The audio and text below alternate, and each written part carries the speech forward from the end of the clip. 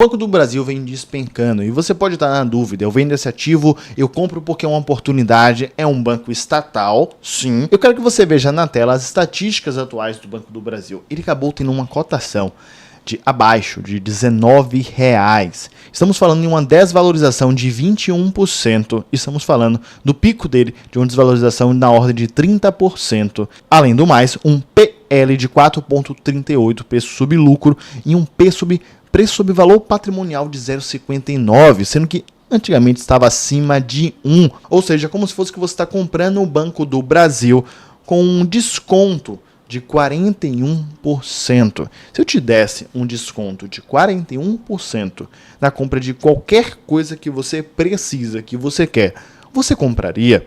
Perceba também que o dividend yield está na casa dos 12,67%. Excelente indicador para que você venha ganhar todos os meses dividendos. Até saiba que muitos investidores do Banco do Brasil acabam comprando esse ativo exatamente pela questão dos dividendos.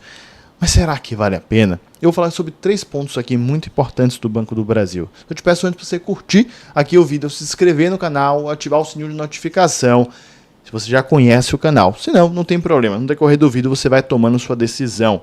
Vamos para o primeiro ponto. Isso está acontecendo porque o lucro do Banco do Brasil está caindo muito. Veja bem, compreenda que mais de 50% do lucro do Banco do Brasil fica vinculado ao agro. E o agro vem passando por inúmeros problemas recentemente. Tem a questão mais pontual da soja, que sim, impacta bastante o banco, porque é pontual, pensando numa visão macro Brasil. Mas quando a gente olha para um banco que fomenta o agro, isso não é pontual. Saiba disso. Um outro detalhe é a questão das tarifas, dos tarifaços que o Brasil vem sendo notificado pelos Estados Unidos. Isso também impacta. Um outro ponto é a inadimplência de forma geral nesse setor. A inadimplência subindo, ou seja, um fazendeiro de soja, ele acaba pegando 10 milhões emprestado com o banco. Ele tem que pagar 1 milhão no mês X. Ele acaba não pagando, inadimplência, ele acabou não pagando o compromisso dele. Ele vai pagar juros depois? Vai. Talvez ele pague depois? Talvez sim. Mas pode ser que ele dê um calote, não pague e fique por isso mesmo. Depende da situação da empresa dele. Isso pode acontecer. Isso é normal. O banco passa por isso todos os meses. Isso já faz parte da rotina do banco. Mas quando ele tem uma inadimplência elevada, isso acaba prejudicando o seu resultado financeiro. O que acabou chamando bastante atenção que o Banco do Brasil já teve resultado financeiro na ordem de 9, 10 bilhões no trimestre, em 3 meses somente. A projeção acabou ficando ali por 7 bilhões e alguma coisa, que foi o que teve.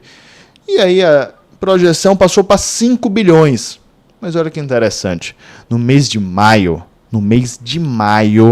o lucro da empresa foi metade de 1 bilhão. 500 milhões de reais. Talvez faça a diferença, talvez não seja o que a sua família acabou acumulando por 10 gerações.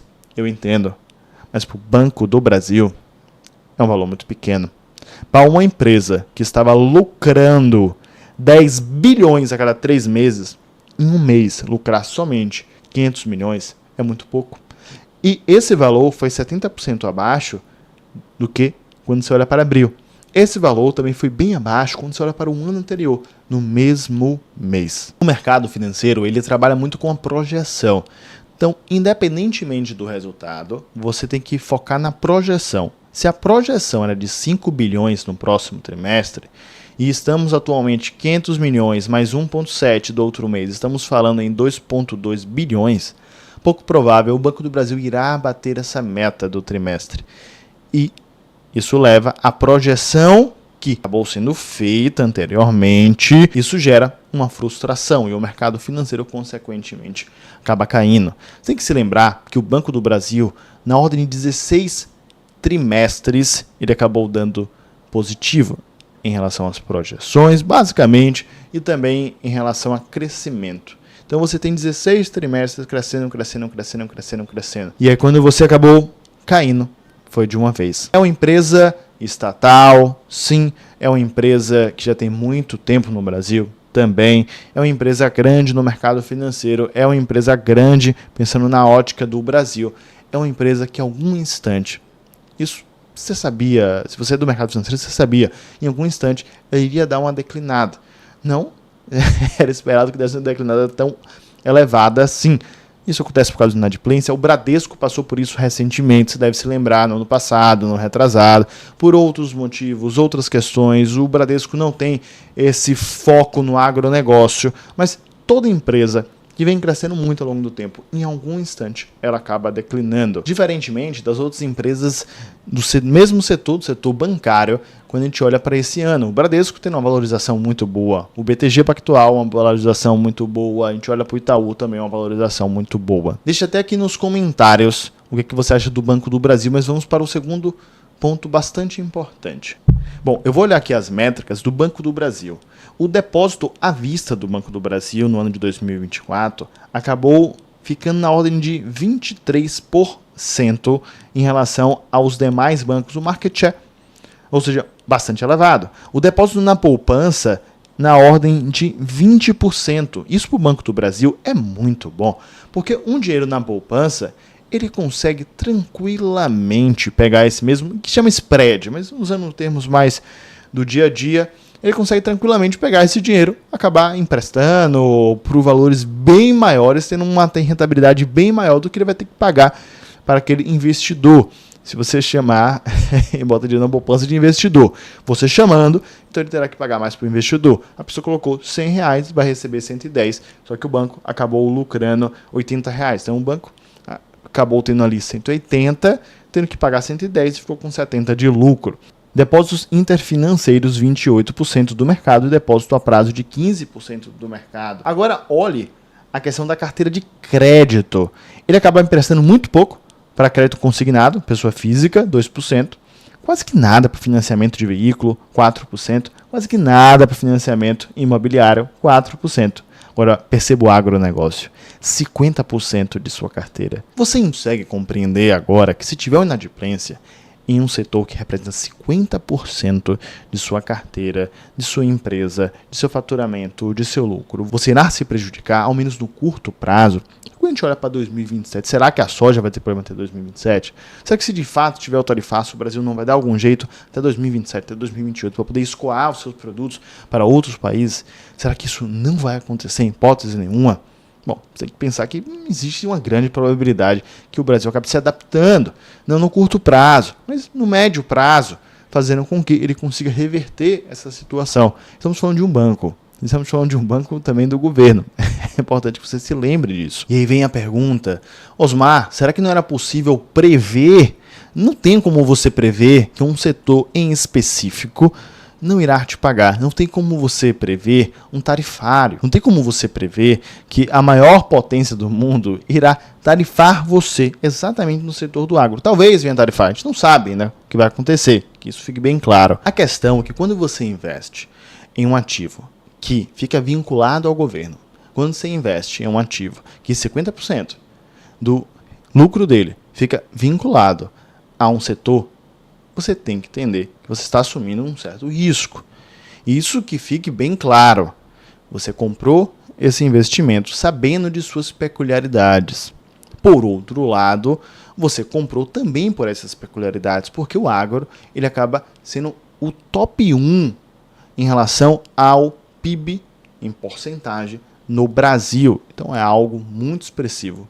O Brasil é a fazenda do mundo, não é algo que irá acabar de um dia para o outro. Quem te disse que o Banco do Brasil irá falir? Não é uma verdade. Vamos ao terceiro ponto importante. Isso quer dizer que a sua ação está barata no mercado financeiro, pensando em bolsa de valores agora. Barato o ativo está, porque ele está descontado.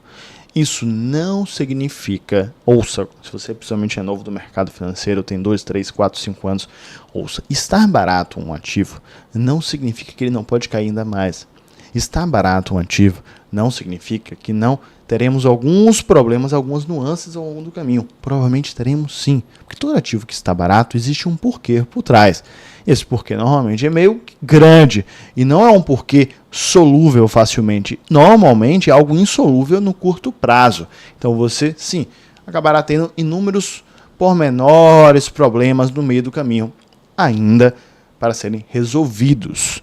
E isso pode acabar levando ao seu ativo, ao preço do seu ativo, acabar despencando um pouco ao longo desse tempo.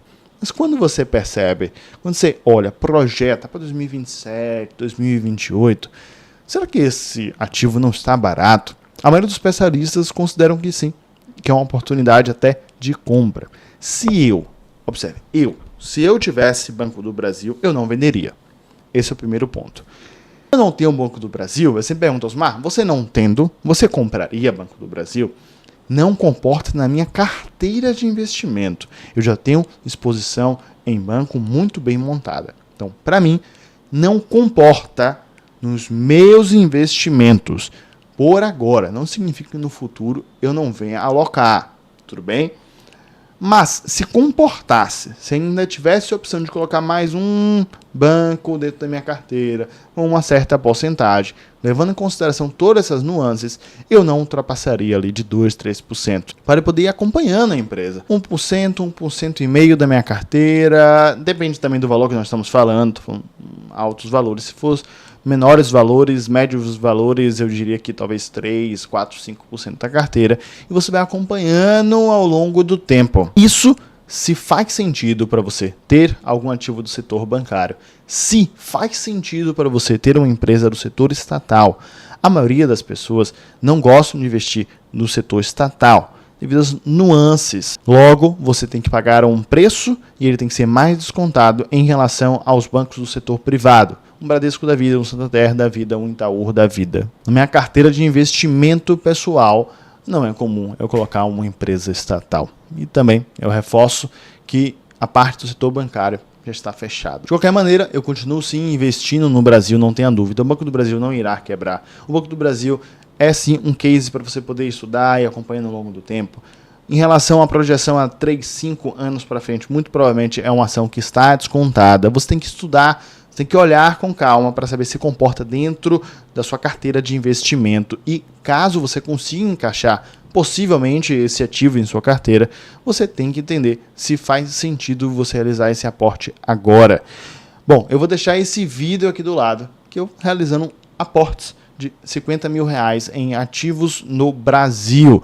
Acho que tem alguns meses que eu acabei fazendo esse investimento. Tem outros vídeos no canal também, mais atualizados em relação a investimentos financeiros, mas eu recomendo que você veja esse aqui, que é o de um fundo imobiliário. Meu nome é Osmar Tanajura, um grande abraço e eu te vejo daqui a pouco.